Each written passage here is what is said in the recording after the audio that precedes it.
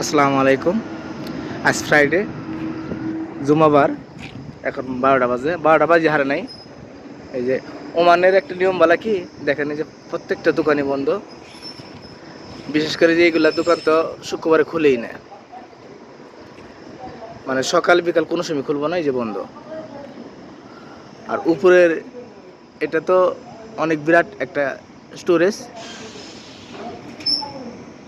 এটা পুরা মার্কেটটাই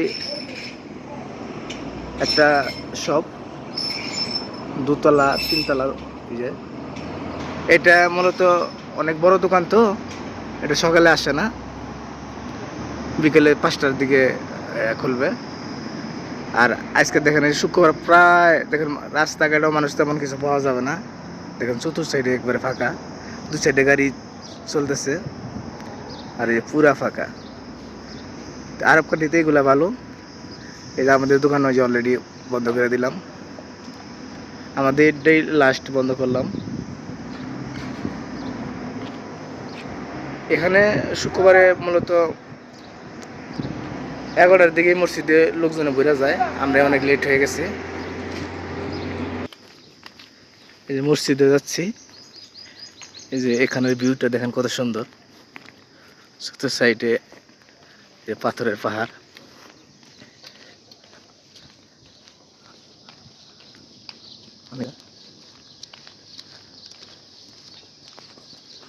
এই যে ওয়ালের পরে এলো মসজিদ, ওই যে মিনার দেখা গেছে উপরে।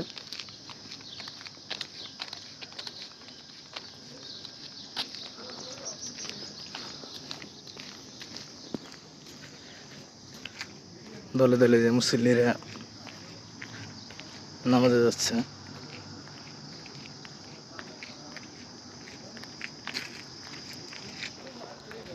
এই যে সামনে দেখতে পাচ্ছেন, এটা এসে মূলত জমা মসজিদ।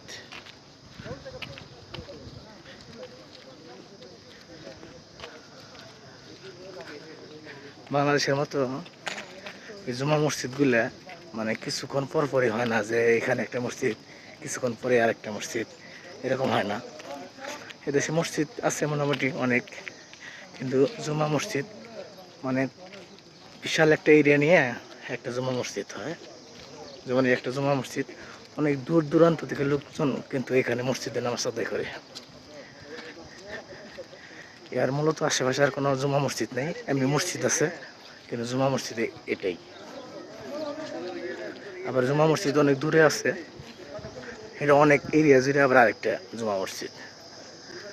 আর এই ওমানের মসজিদগুলা এই একতলায় হয়, দুতলা তিনতলা কখনো মসজিদ আমার চোখে পড়ে নাই, আমি কখনো দেখি নাই।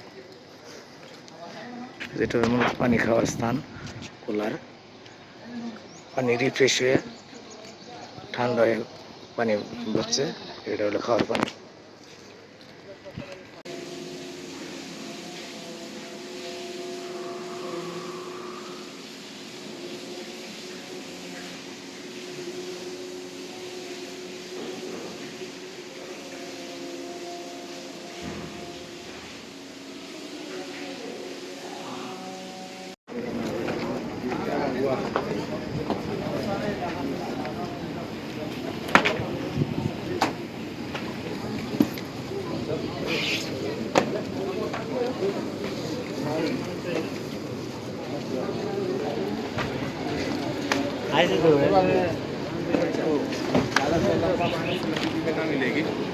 ठीक है, चलो।